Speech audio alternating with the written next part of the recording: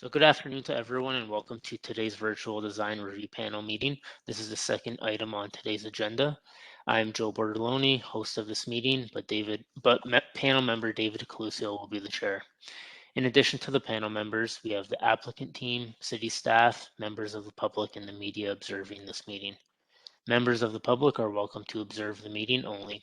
This session is being recorded and will be uploaded to the DRP webpage. Just a reminder to please keep your microphones muted if you are not speaking. Thank you, David. Please begin the meeting. Good afternoon and welcome. Joe, can you please confirm the session is being recorded It is. and that there are no changes to the agenda today? That's correct. Are there any declarations of interest from the panel members?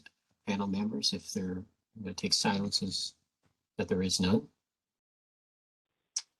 The second item on the agenda today is the review of 537 to 563 King Street East. The lead planner on the file is Jennifer Allen. Good afternoon, Jennifer. We are ready for your presentation. Please keep the presentation under 10 minutes. Thanks, David. Share my screen.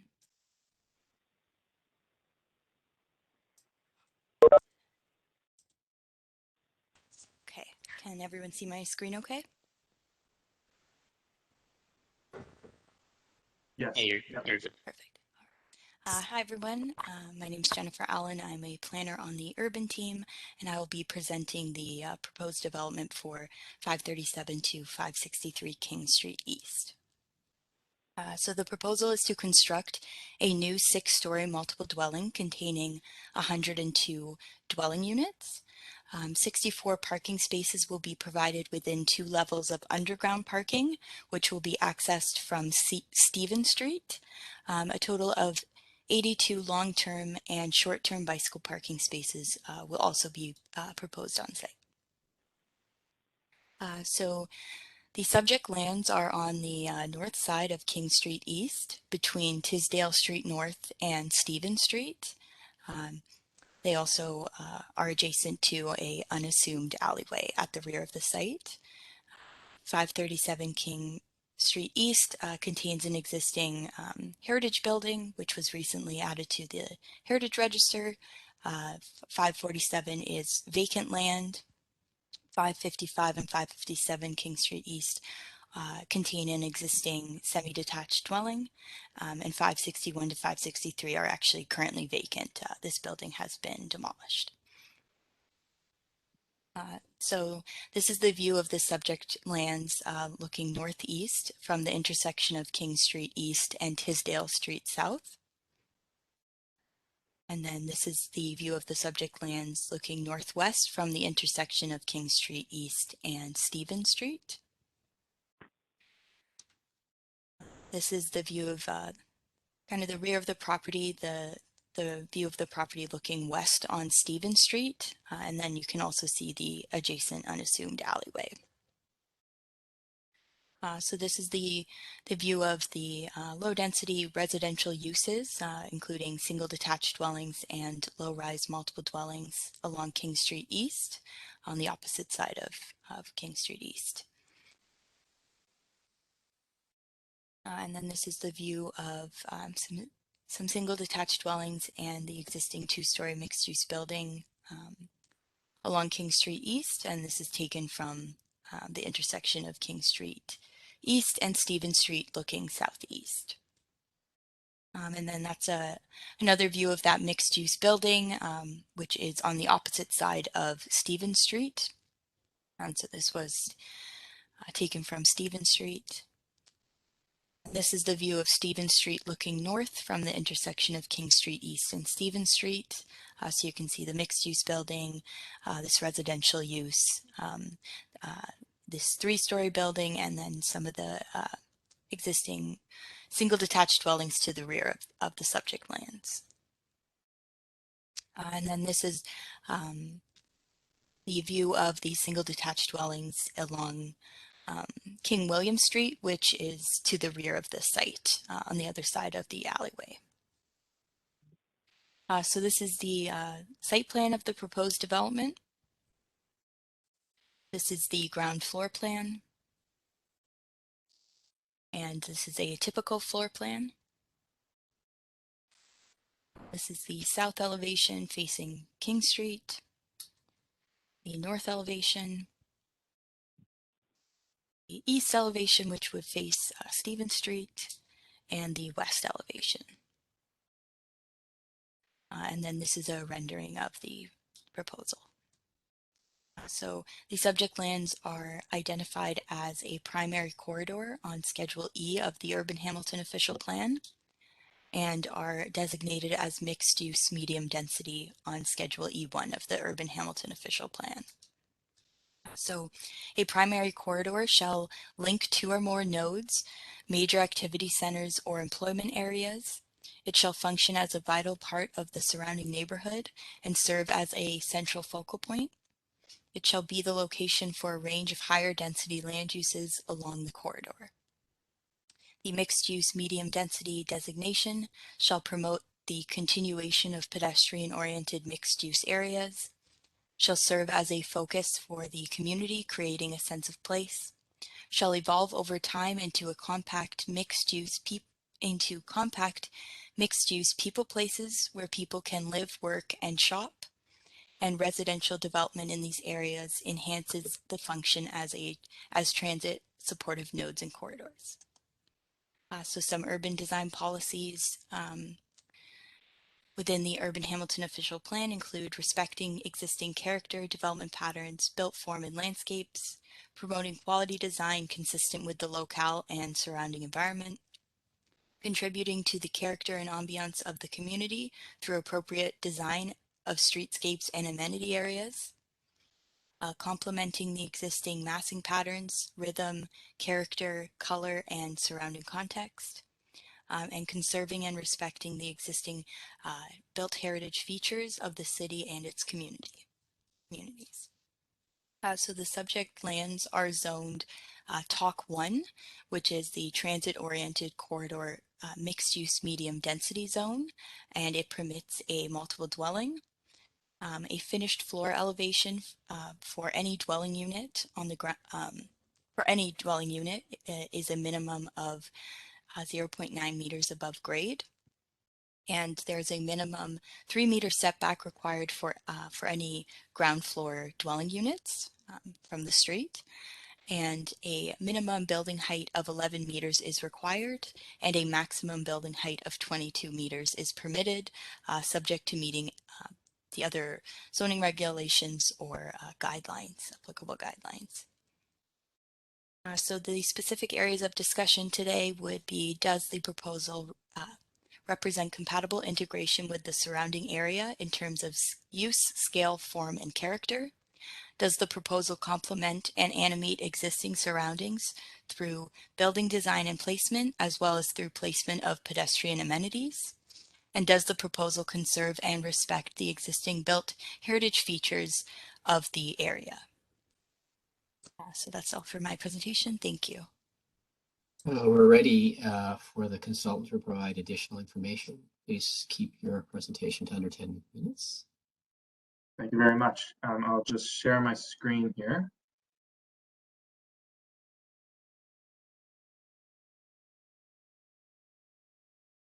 And can everyone see the screen?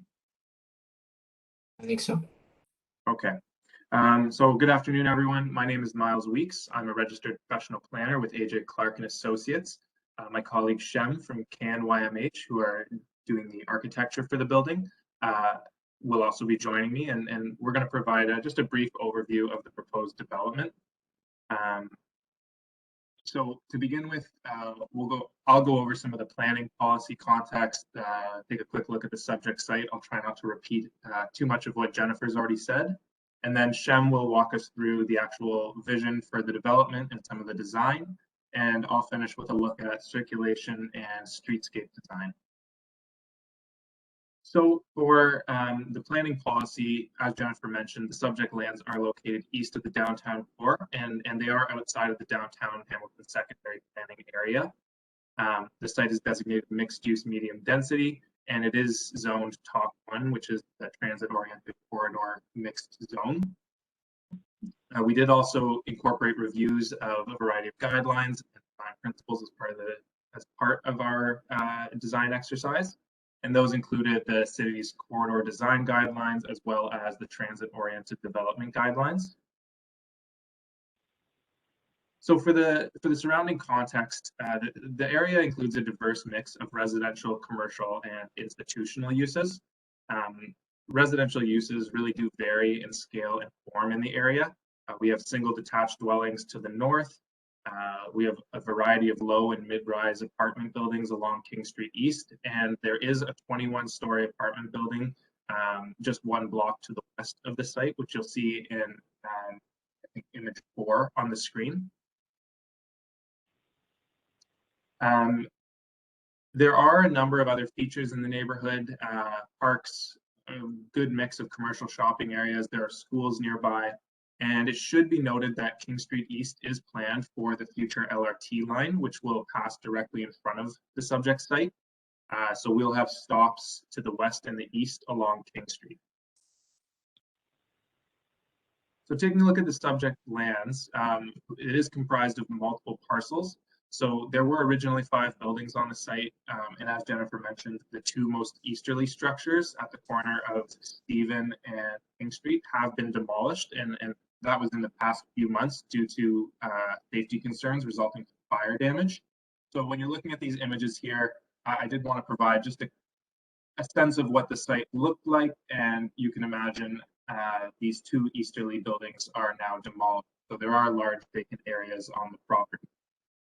I'll now pass the presentation over to Shem to discuss the proposed design. Thank you, Miles. Okay, so just a couple quick overall statistics here. The site itself is about 2,200 square meters, and our building area, our floor plate, essentially occupies about 1,073 square meters of that, meaning that our coverage is less than 50% of the site, and majority of that is really attributed to amenity spaces and pedestrian-oriented uses like such as the private patios at the front, which we'll get into later on.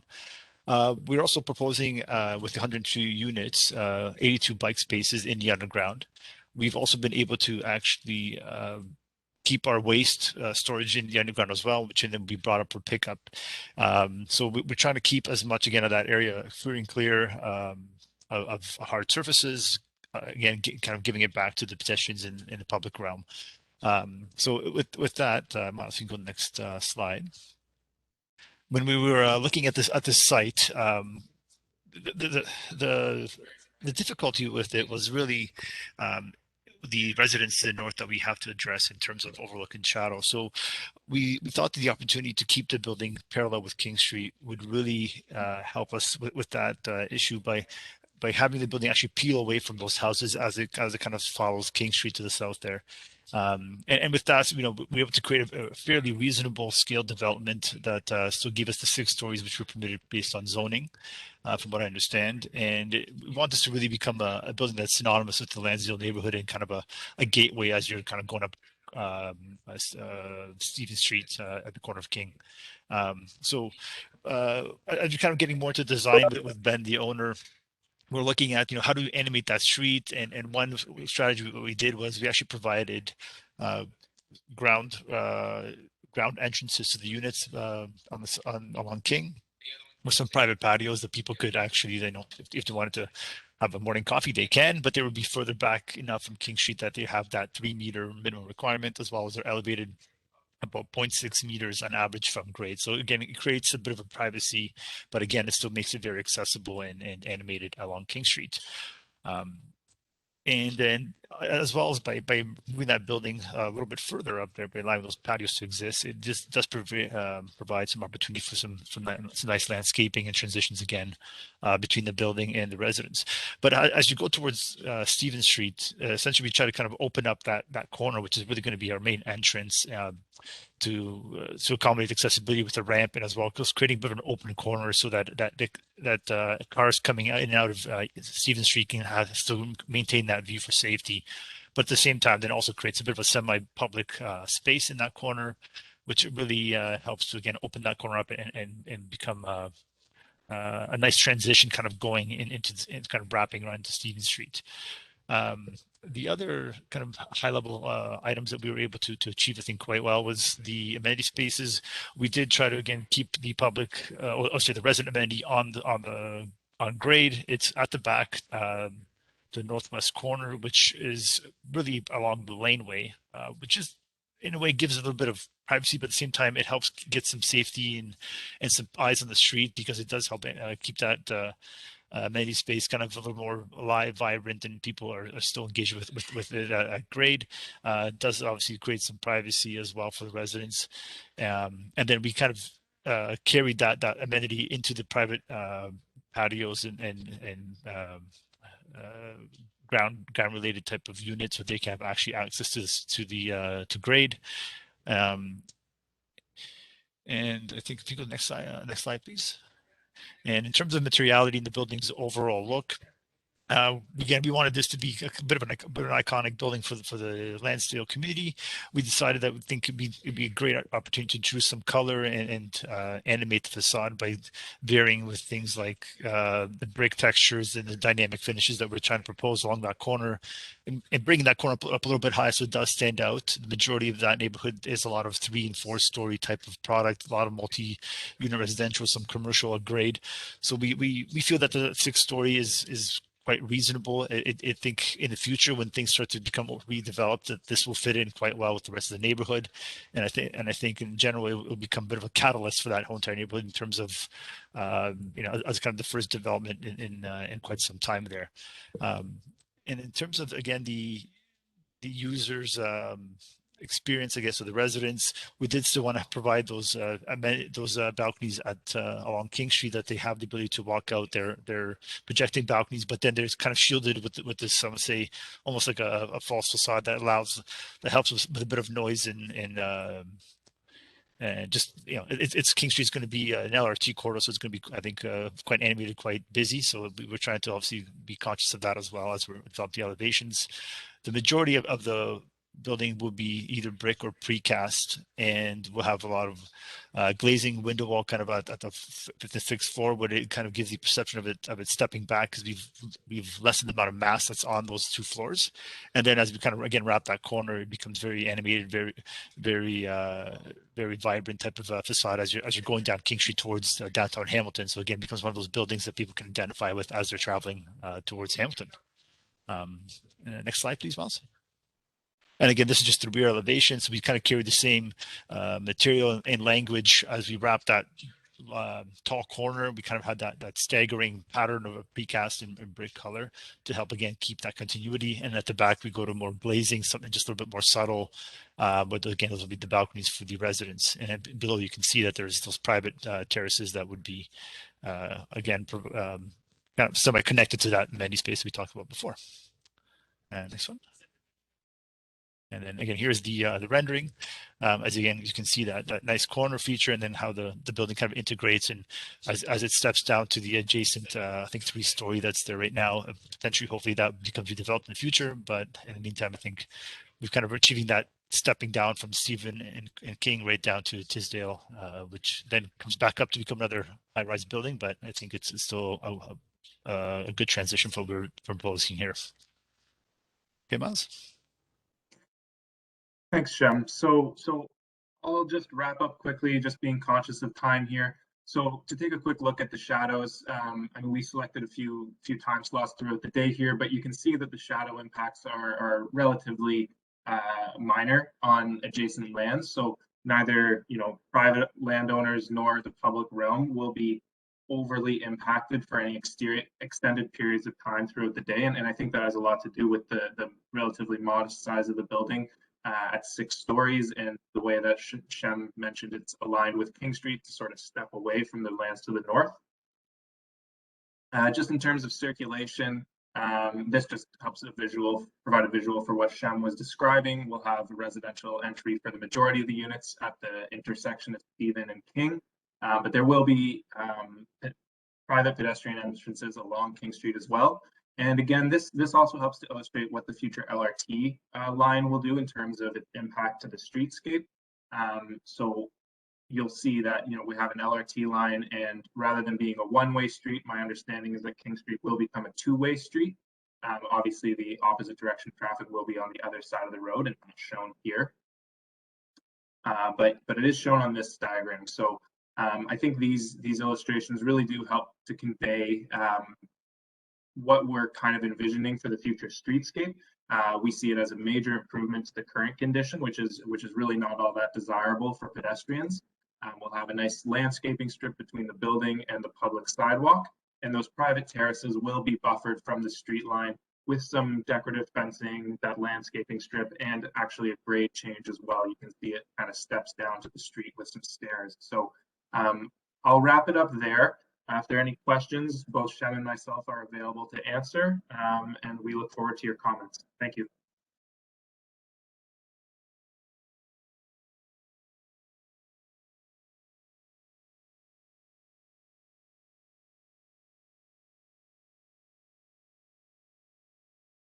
Sorry, I guess nobody heard what I just said. I'll turn it over to panelists for questions. Eldon, you're number one. Thanks, David, and thank you for the presentation. I have a couple questions of clarity. A couple questions. First, in your package, didn't see a roof plan. Is there a plan for the roof? Currently, we have not planned any programming for the roof because we'd like to stay within that 6-story, as well as for potential overlook. This may become a problem. Again, there's been nothing concrete has been really set for that roof. Okay. In terms of waste removal, can you help just show how that waste removal occurs on site? Perhaps you can bring up the plan and just kind of illustrate how that occurs, but functionally.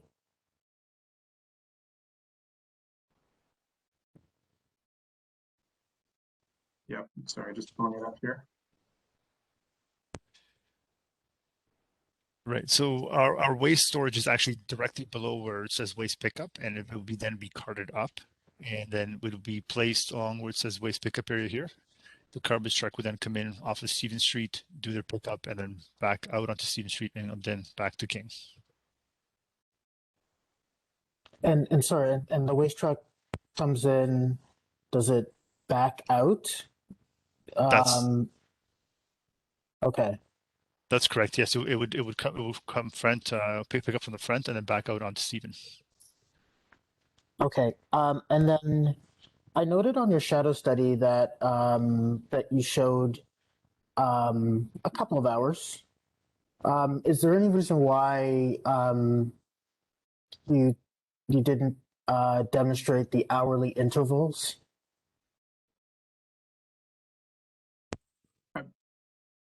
If I'm not mistaken, I believe the actual shadow study itself does show hourly intervals.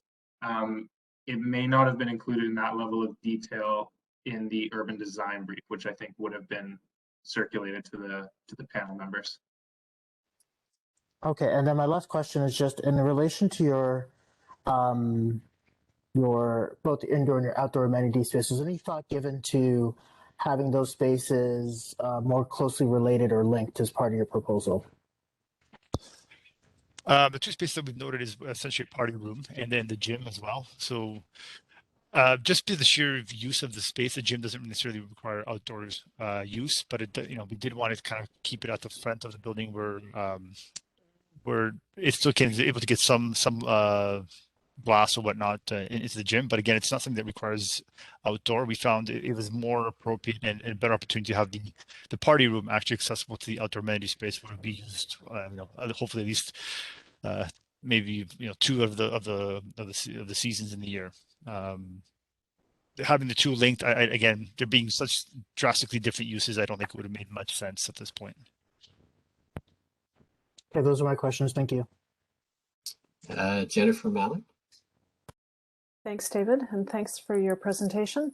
I have 2 questions. I'm representing another panelist who couldn't be here today, but I've got an email from him that I'm going to get into in a bit. But my first question, and sorry if I missed this, are there any sustainability targets or initiatives that you're incorporating into this development? At this point, we haven't got to that level of detail just quite yet. I think that's something that will come probably at a later date when discussions with the client. Mhm. And a second question is a question for the planners, probably. I understand when this package was submitted, the heritage building hadn't reached heritage designation, but now it's been included in the heritage register. Can you clarify Yeah. that for me?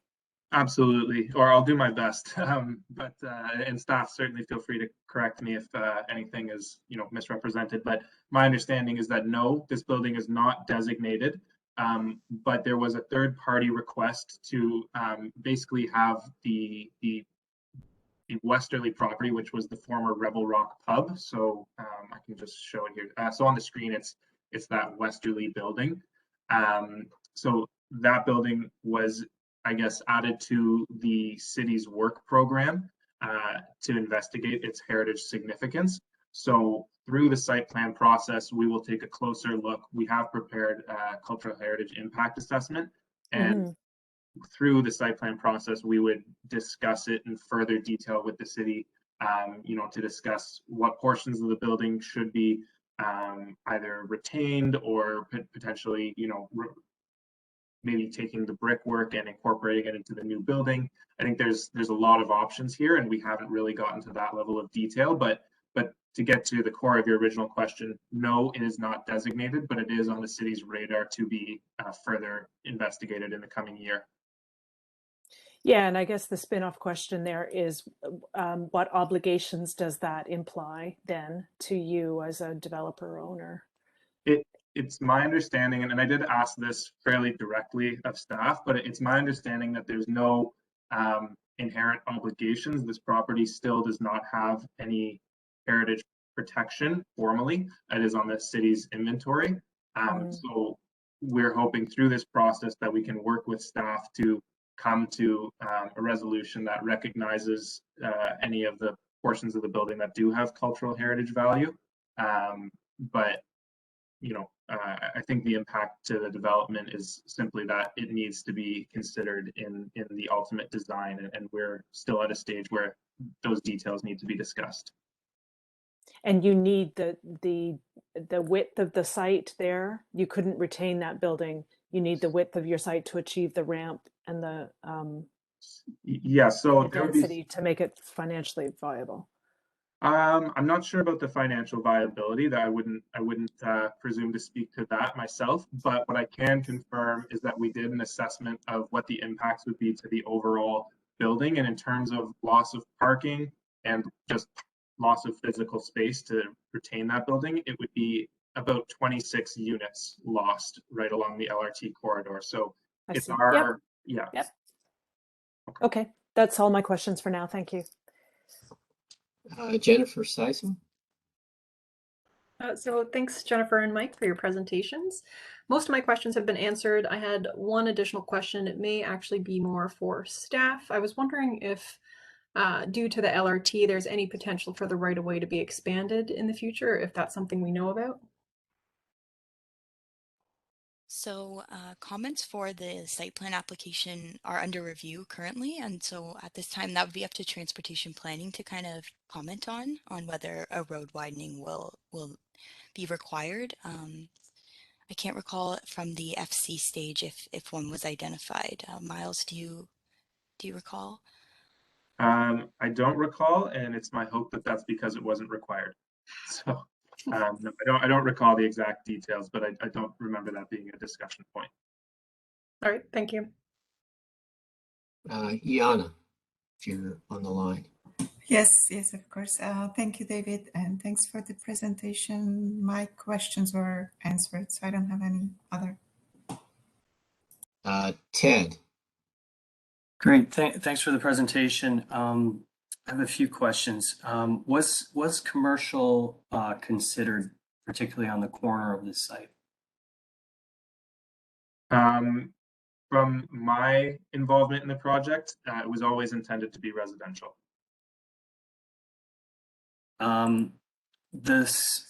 Similar to the question around the servicing of the waste, the sidewalk on Stevens appears to terminate into the side of the building. We can see in Google Maps that the sidewalk on Stevens, the residential sidewalk to the north, exists, and I'm wondering what the thinking was not to have the pedestrian sidewalk continue through the site. So I believe that's just an oversight as you get into the design of the building. Certainly the intention would be to have the pedestrian sidewalk continue. I think we need to get to a point where we understand how the driveway will interface with the sidewalk a little more, but it would be your typical urban interaction where you have a driveway that then turns into your sidewalk as it cuts across the driveway. So I would just chalk that up to oversight at this stage. Okay, thank you. And probably a similar question, but when I look at the elevations and the renderings, particularly on King East elevation, there's a lot of depth and articulation to the massing. And then when we look at the plans, it's not reflected in that way. Should we be paying attention to the elevations and the renderings versus the plans when we look at the upper floor levels? Yeah, so the elevation and renderings are product of the floor plans. Again, we kept the floor plans, so the site essentially is kind of the high level in terms of more of a yield study, but the actual building itself has been modeled with the site in mind, essentially. So the elevations and the 3D are accurate. Right. Okay. So the 3 meters of 2 to 3 meters of masonry, the walls, the enclosures, these massings that capture these balconies, which I don't see on the plans right now. That's the intention. That's what's being proposed. That's correct. Okay, thank you.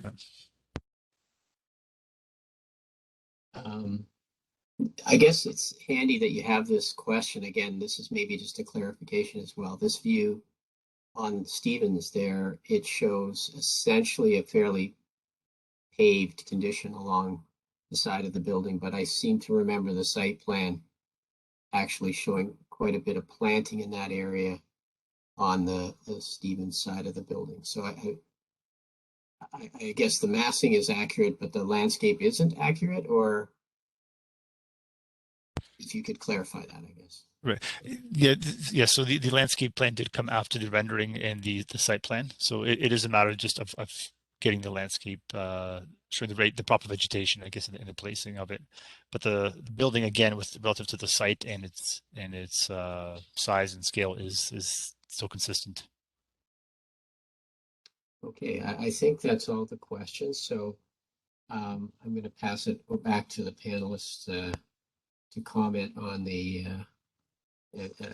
provide feedback. And the first one is Eldon. Thanks, David, and thanks for some of the explanations and clarifications of the proposal. Overall, there were a couple things that I struggled with the proposal, and some of them alluded to some of the questions I asked for clarity. As it related to the roof, I understand that at this point you don't have any program for it, but I think there is an opportunity, if not for amenity or functional space, if that's not part of the plan, then at least an indication of whether there's a green roof or whether it's a white roof or something that that contributes from a sustainability perspective to the proposal. There's a large roof. Looks like there's an elevator overrun. Is there opportunities to be able to do something that still has easy maintenance? In terms of the amenity space, appreciated the comments about, I guess, different functions. However, I think that there is an ability to be able to have, whether it does stay as a gym or opportunities, I think there are benefits to be able to having co-relationships with the indoor and outdoor spaces. I ask you to consider that joint relationship between those uses and think about that. I guess particularly as it relates to the amenity space on the east end and the units that come close to where the access ramp starts going down on the site. This really goes into the access ramp, the waste storage area. A lot of these things seem to be outliers on the site. They don't seem to be functionally integrated as part of a cohesive package of this overall building design. And as a result, you have this floating ramp going down that could otherwise be used, for maybe increased outdoor amenity. And then you have this waste storage area that, for all intents and purposes, is right beside an amenity space you have at the ground floor. And as a result of that spacing, you have this building coming to this ramp at a pinch point in which some of those units really have compromised or no ground floor courtyard amenities. So that really is an area of conflict that could benefit from a design resolution, whether it's integrating that within the building form, whether it's finding other ways on site to be able to rearrange those spaces, whether it's pulling back from the facade for those units to give a little bit more courtyard at those ground levels. I think some opportunities to really think about that area of conflict would really benefit and improve the design of your proposal. I know my colleagues are going to share probably some of the similar comments, or so I'll leave it at that. Thank you for presenting your proposal. I appreciate it. Thank you. Jennifer Mallow. Thanks, David. And Eldon, I echo your concern about that corner, but so I'm not going to comment on that. But in general, I think the proposal is strong. The massing and the height are appropriate for the changes that are going to happen along that corridor. So I have no concerns there. I think it's the breakdown of the massing is successfully done. So I congratulate you on that. And I think even the play of color, which is sometimes looks a little, is difficult to get right because it sometimes just looks a little too painted. But I think the rendering depicts something that is playful, but yet restrained enough and will make a strong street edge. I'm going to read the comments from Joey Giamo, who can't be here today, and he's generally our heritage expert. So I do share his concerns actually about losing the heritage building there at the corner, at the west side. So Joey writes, the Cultural Heritage Impact Assessment recommends a couple of options for mitigation for the heritage building at 537 King East. The first is relocating the building and the second is demolition. Although the assessment was determined that the building at 537 is a candidate for designation. I would like to recommend the following: that the building at 537 King East be considered for heritage designation, or this building be relocated as per the CHIA study. And he pulls an excerpt from that study. So I do agree that the loss of our heritage buildings is a loss for all of us. That building's been there for a lot longer than we have been, and we should pay attention to saving our context. I do agree that having this building on the site is a improvement to what's there now, and will be a positive face to that new transit corridor. That is all from me. Jennifer Sison. Thank you. So I'm in agreement with the comments that have already been made. Without repeating them, I'd add that you've shown a good private-public interface with the townhomes along King Street. And I find that the proposed street trees you've shown there add shade and amenity to the pedestrian realm. However, with the development of the LRT in the future, this area may be better served by more flexible units along along King Street that could be converted to storefronts in the future. I also find that Stephen Street benefits from the provision of bike racks at the corner, but suffers from having the parking ramp and loading space taking up the majority of its frontage. I think this driveway should be minimized both for pedestrian access and also to optimize that street. And the residential lobby you've shown addresses only King Street when it could have potentially addressed both frontages. I do appreciate your outdoor amenity space at grade, but I noted the access at the corner by the party room is a bit squeezed. I believe this is about 0.6 meters and 1.5 meters is the minimum required by AODA for exterior passive travel.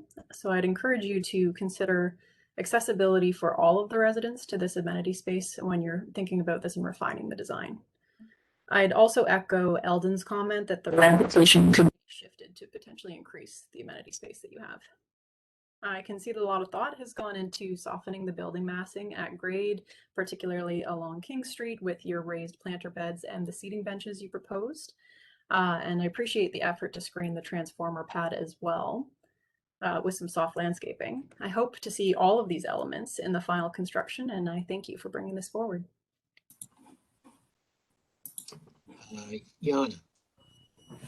Thank you. I agree with what my colleagues were saying, so I won't go into too much detail on that. I would still want to stress the amenity area and the ramp. Eldon was already talking about it, and I really strongly suggest to integrate a ramp into the building because it really takes way too much space of the side, which could be used better for a more reasonable amenity space and much nicer buffer to the residential properties on that site. I agree with Jennifer on the treatment from the other street and how the lobby is oriented. And I also wanted to mention that the porches in the front, they look very nice in the rendering, but on the site plan, you are indicating a lot of stairs.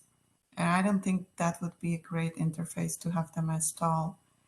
And I agree that these units really should be either like at least some of them at the grade and with the higher ceilings potentially being able to change into other uses, commercial, hopefully.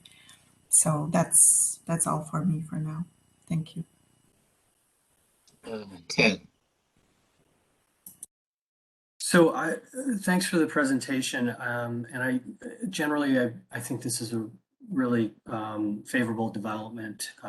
It's nicely articulated, the massing on the to the street face. The scale is broken up in a number of different ways that I think is very effective in response to the context of the corridor, as does the colors. If you go on Google Maps and kind of drive up and down the street, you've kind of captured the spirit of the existing context quite nicely. And I like the street facing edge to King and the corner treatment. I think it could have more impact to Stevens, a little more, publicness to Stevens. And I want to thank you for putting in the LRT section. It's really nice to see what the vision is for the future and to understand its relationship to the future transit conditions. So that's just a comment. Would like to see sustainability targets become a major part of this proposal in the future.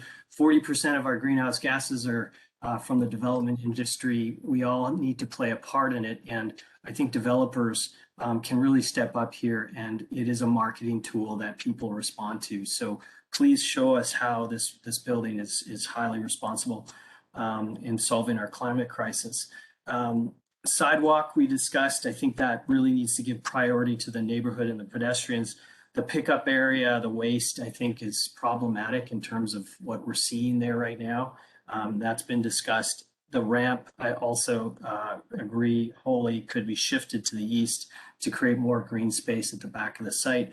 And then finally, I think the amenity space at the back, I think the problem is that the deck of the residential unit at the lower level. And I can't help thinking if those two residential switch to the King Street side and that deck weren't there, the ramp shifted back, you could potentially double the amount of outdoor amenity space and planting space for the neighborhood and for the folks, using this facility or this residence. So thank you very much.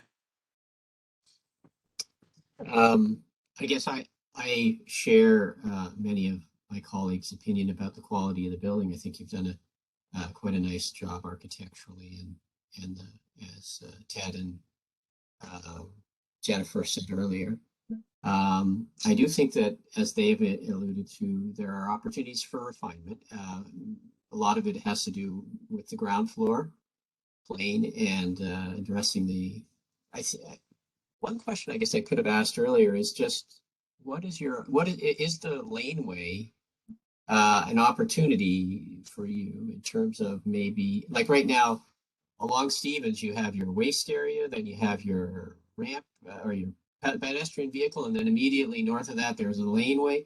So you've essentially got 4 lanes of access off of the Stevens of asphalt and whatnot. And I can't help but wonder if you could you could take advantage of your adjacency on that lane, whether you have access to using part of that to reduce the amount of street cuts or curb cut there and increase the amount of conceal maybe the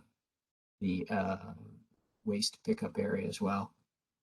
In any case, or I mean, ideally embed the ramp in your building in some way so that you are able to capture a much more commodious amenity area to the north there. I think that is something that all of us have commented on. It looks like there's really opportunity for refinement. I also wonder about the idea of allowing for flexibility in terms of commercial development in the long run. Now, I recognize based on previous sessions that we've had that the requirement for retail residential along the street mandates a floor entry above grade of, I don't know what it is, 0.9 or 0.6 meters, which in this particular case, I kind of look to the city. I think that there may be a need, as we're coming up against this a couple of times, to have some recognition that these kind of, particularly in a high traffic like this LRT zone that is going to be a dense arterial throughout the city, that if those units are designed to be more at grade, or at least some of them as they get to the corner, which would be in defiance of that zoning requirement, would allow for flexibility in the long run to transform into a more functional commercial transformation. It would drive your parking down a bit, but in any case, I think that that's another opportunity. And I also feel that the opportunity that the rooftop exists in spite of the the issues that you've addressed earlier, I think could also be explored as a refinement to the scheme. It is unfortunate that the heritage building is at risk in this, or well, demolished as part of the scheme. And I wonder if there isn't. I mean, I think it is an interesting part of the architecture of that area, and it will represent a loss. And whether or not what you're creating at that particular portion of the site, contributes to an equal amount, or whether there's some manner of integration or something that bit of a challenge. But I'm just looking down my list. I think that the rest has already been covered by others. So I don't really have anything else to add. Is there any questions that you have for the panel? No, not from my end. Just for everyone's knowledge, I would note for the laneway, it is unassummed, so using it does make some challenges legally. We've run into that on other sites, but other than that, no, I appreciate the comment that everyone's provided. Shem, did you have any questions? Not at this time, but I do thank you for the feedback. Yeah. Thank you. I think we're done. for most of us. Some of us have to come back in a half an hour or something. Anyway, Thanks, everyone. thank you. Thank you for Thank your you, everyone. presentation. Yeah, bye. Thank you, you. everyone. Have a good day. Bye.